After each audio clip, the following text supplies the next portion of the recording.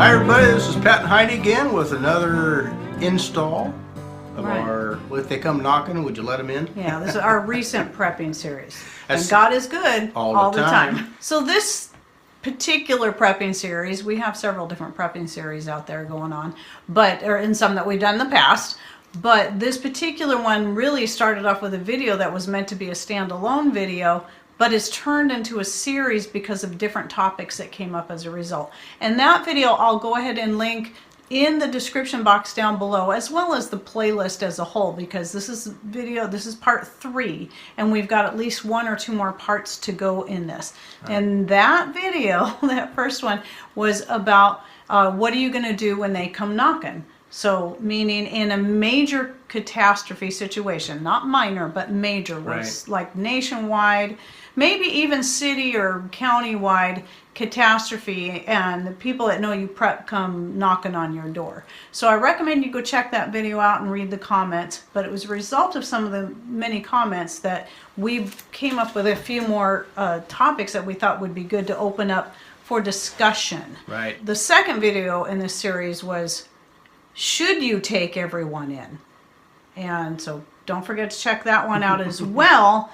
And then playing right off of that one, this one is about, Opsec, yes. Do you tell everyone about what you're doing? So just in case people don't know what Opsec is, that's abbreviation for operational security. And that is inclusive in maintaining silence. We have very good, tight rein Opsec here. Right. Seeing as how we've got 40,000 subscribers. Anyway.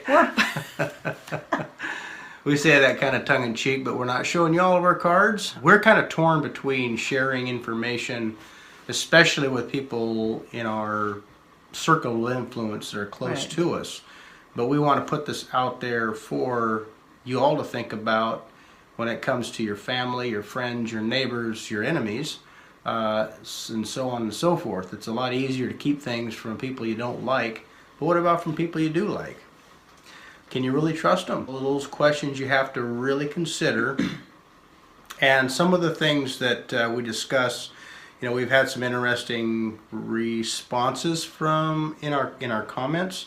And again, whether your opinion differs from ours or is just like ours, or someplace in between, your opinions, as long as you are respectful of each other, we like interaction with us and with other viewers and commenters. So just respect each other. We all have our own reasons why we would let people in or we wouldn't let people in. I guess one thing I'd really kind of throw out there is that if you're not doing it now, when you know you can just go down to the grocery store and get whatever it is you need, would you do it in a worldwide cataclysmic event? Would you be holding all your cards close at that point, or would you let folks in? So I just wanted to throw that out there.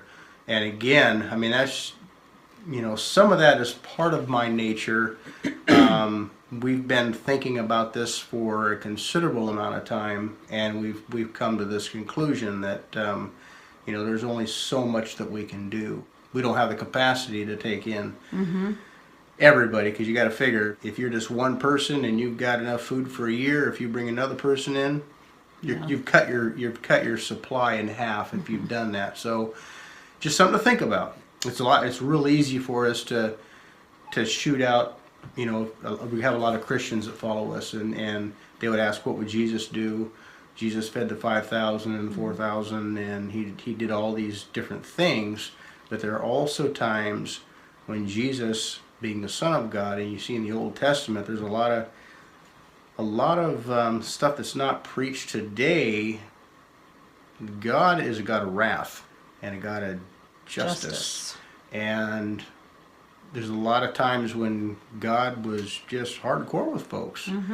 He's not just a warm, cuddly guy up there with a gray beard and want you to sit in his lap.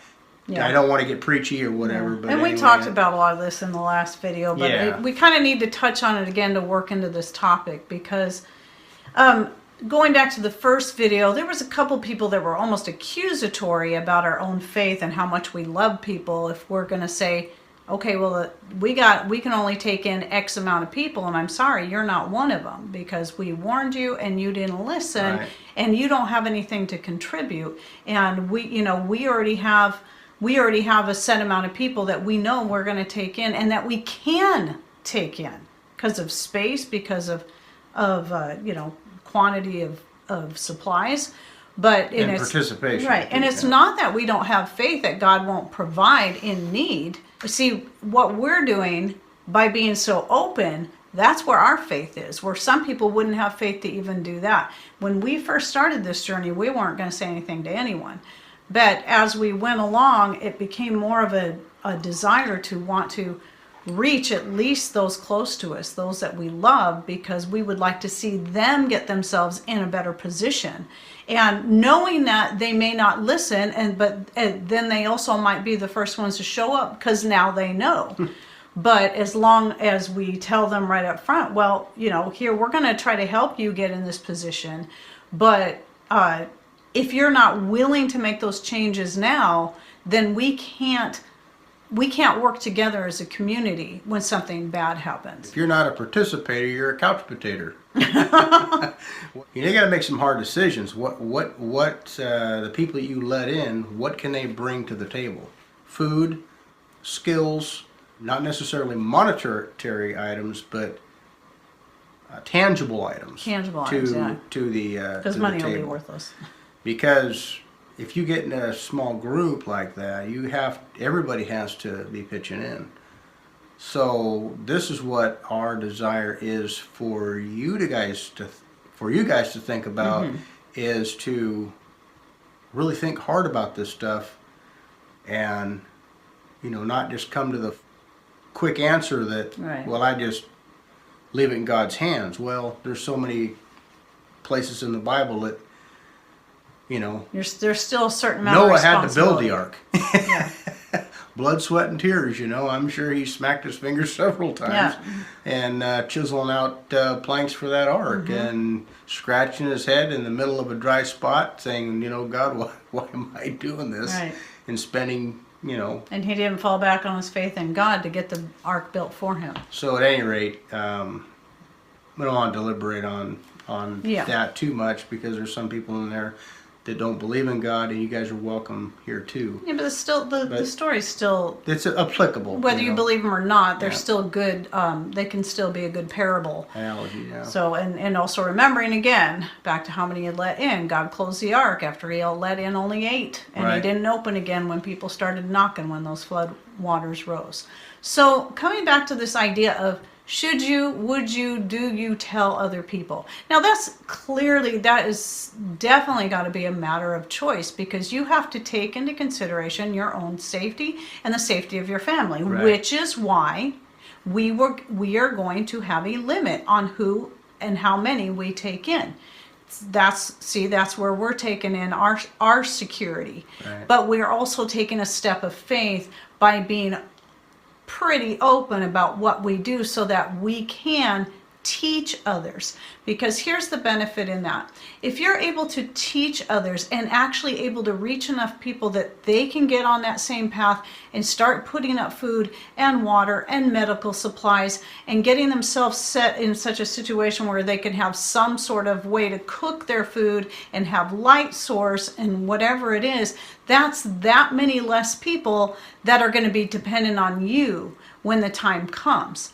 And of course, if they don't know you're doing it, then they wouldn't know to depend on you in the first place. But because we love those people, we want to do the best we can to try to get them in that position, so we're teaching them. And then the second thing is about when you're able to be at least somewhat open and talk about what you do, this is a way you can build community of like-minded people. It's rather difficult to find like-minded people when you never talk about these issues with anyone close, proximity-wise close to you. Right. And because we've talked about this stuff with some people locally, we know of others that think the same way we do. And we know these are people that we can pull together with the community, because going alone is going to be very tough, because there's not one person out there that has all of the skills in their own single self. Now, Patrick and I put together have quite a bit of skills, but we don't have goats and we don't have sheep. We don't have a way to get any kind of dairy or make fibers, for making clothes. There's not at this point, and maybe not ever. We don't currently have bees, so we don't have a way to produce honey. And yet we know people that do, that are on the same mindset. But those people don't have some of the same skills or supplies that we have, and so we can work together in this way. But how did we find that out? By talking about these things. And you're always kind of walking a tightrope, right? When it comes to Opsec, because you got to be able to, you have to put yourself out there. You have to be able to share in order to, I guess, receive other people who are of the same mindset. To plan now is better than to plan later. Right. When you don't have the resources or time to prepare. Because it takes time and it takes resources, it takes money, it takes effort to get yourself to a point where you're tooled up, per se, in order to take on some of the things that could be coming. I'm not going to fearmonger and say in our lifetime, things are all going to fall apart and the zombie apocalypse is going to happen. Very likely won't. And we're realistic enough to look at it that way too. But we are in a delicate balance. Whether you believe in God or not, you can see it all around the world. Things happen, natural disasters and all the like. We talk about this in several different videos, so it's a good idea to practice now some of these subjects, and that's the point of this series, is to get you thinking about operational security, thinking about the people that you'll take in or team up with. Right, and being very realistic about it, because it's really easy, and don't take me wrong, I don't want to sound accusatory, because I do the same thing in certain other areas.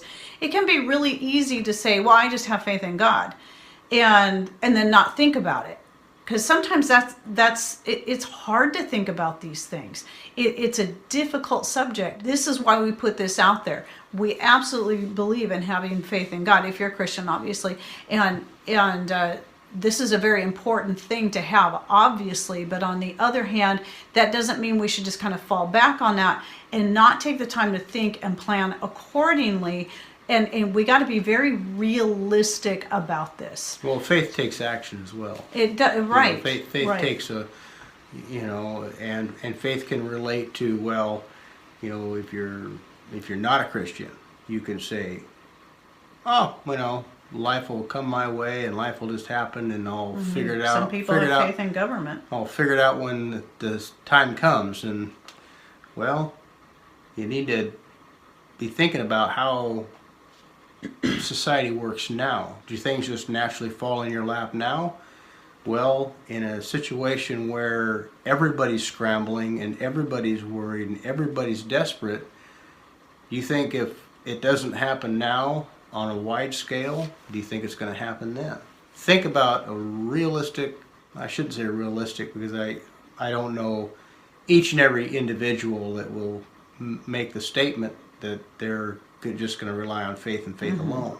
Joseph, when he didn't just rely on his faith, he had faith that God was going to take care of him, but he actually physically took action for 7 years to get ready for what was coming. No, I did.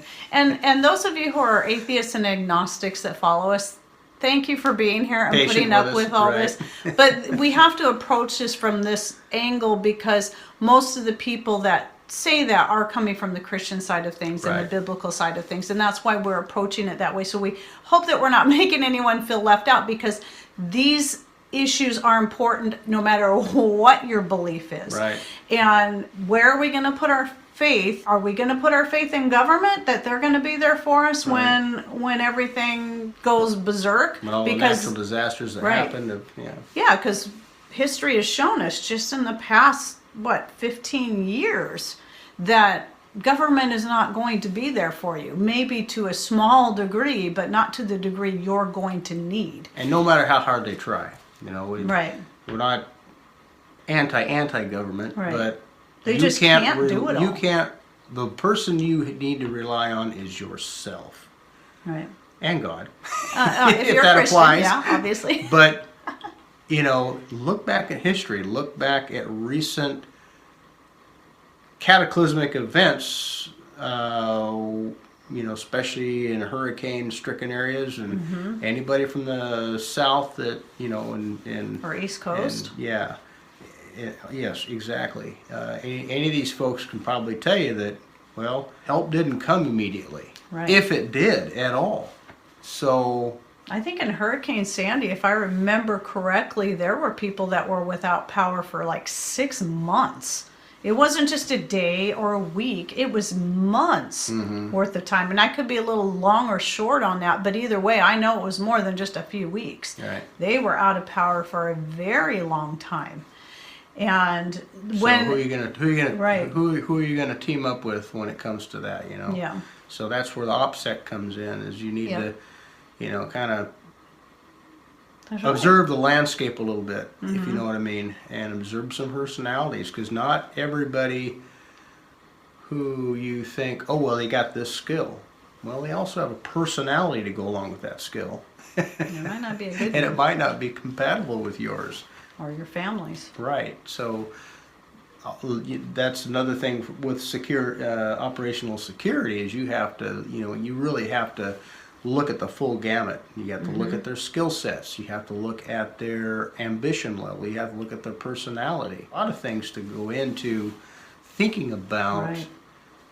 who you're going to have as part of your team if you are a tight-knit person. This is for the people who to think about who you're going to let into your circle, if you let anybody into your circle, or if you're going to let everybody into your circle. This applies to everybody to Right. at least think about Yep. and consider. And certain belief systems can cause some major Yeah, problems. especially 'cause- religions. yeah, just politics. get on Facebook and the thing that I'm going to unfriend you because I don't agree with you liking this this guy, guy or or that guy. Or that guy or There's another one. Of course, we're going to do another video just on community, but again, this kind of plays into the whole think about who you're going to let in, who you're going to talk to about it, because some people also have very different views on self-defense. And that's or that, self-defense at all. or self-defense at all. There's good and bad on both sides of that. And again, that's a topic for another video as far as defense. But if you don't agree on the types of self-defense you're going to use and whether or not you should or should not implement it, that can cause some pretty serious problems within a community. And so that's so those are the two other topics we're going to talk about. We're going to focus another video specifically on community and building it, and then and also one on self-defense. So be ready for those when they come along. I kind of already covered this, but the thing is, whether or not you talk about it or not, these are to others. Just consider all these options. Staying silent will likely keep you the safest, but it could also, there's a possibility it could also shoot you in the foot if you end up having to try to go it alone. But then again, it could be that when the need arises, you might be able to then find out who is doing that and who is not, and then be able to team up with them. But it's just really hard to say. I mean, there's so many different scenarios that can play out. And I also want to add, for those of you who are new, even though we have all these videos right now currently, because wintertime is when we focus on this type of topic, our main purpose of prepping isn't some big global collapse or anything like that, or zombie apocalypse or polar shift, or not that we're going to deny that some of these things can't happen, because where we live, there's constantly that warning that we're expecting this huge earthquake, and it could happen today, it could happen 100 years from now. So we realistically should be thinking about that. But on a day-to-day basis, that's mostly where our preps are. Being prepared has saved us in so many different situations that have only affected our little space right here on our little tiny homestead. And that's why we keep doing what we're doing. And whether or not anything major catastrophe happens or not is not a big deal. We hope it doesn't, but knowing that we're as prepared as we can be. That does bring comfort, but also if nothing happens, then we have some skills, we have some tools, we have some things that we can pass on to the rest of our family. And we don't make a snapshot decision on just one particular thing. Right. And if your thing is, global collapse, economical collapse, if that's the only thing driving you, maybe, that's not the only thing driving us. Right. It's a multiple of factors. The reason I buy a tool, or Heidi, does some of the things that she's doing. Stocks up on some more rice. Yeah. So there's a multiple of reasons why we do what we do, and it's not just one singular thing. It's a lot of different things that might occur and have occurred. And so those types of mindsets that we've developed has helped bridge the gap between tough times and not so tough. Right. And we have videos out where we talk about the more realistic day-to-day things that are more focused on that, where these ones are focused on a more larger catastrophe thing. But you can go check those videos. I'll just go ahead and put our whole preparedness playlist down below. That is a lot of Can you say that 3 times fast? So that you can check that out. And that way you can at least have a place where you can see all the videos there, and then you can search through there and then find the ones that, might focus more on what you're interested in. The other thing I wanted to make sure we make this really clear, even in our comments back to you, when you put comments below, and we'll kind of throw in some food for thought, that's all it is. We're not trying to challenge you or debate you or say you're wrong. We just want to make sure that whatever decision you make in any of this, whether you tell people or not, whether you decide to let everybody in or not, that we just want to make sure that you're really thinking it through, and it isn't just you're not just saying that because it's easy to fall back on, or just forgetting some very important factors that you just might not be thinking of. It's just a matter of being realistic. And if you think through all these things and you still feel strong about your decision, then great, stay with that and go with it. That's wonderful. And we just want to cover all these issues. And also, again, it's also about opening the floor so that people can share their experiences, their thoughts, of what they're doing in the comments down below, so that we can all kind of read through that stuff, and maybe even, this is for us too, to really think, okay, does this change our mind in the way that we view certain things? And maybe even make us think a little harder about, maybe we should be a little more this way or a little more that way. And I think that's really important, and that's why we have this community here on YouTube. Right. So yeah, and we're from all over the world and have all different views, and I think it's very valuable. So don't forget, put your comments down below. Absolutely. We enjoy reading those. We get just as much from you guys as you get from us. Hopefully you get something from us. Right, hopefully you're getting something from us. Yeah. At least that's what you're telling us anyway. Yeah. So anyhow. All right, well, thanks for watching. Take care. And God bless. I'll just go ahead and put the whole I'll just go ahead and put our whole preparedness. Your Give me that person. pin. Quit. Stop talking. I'm not poking you in the eye, so be happy.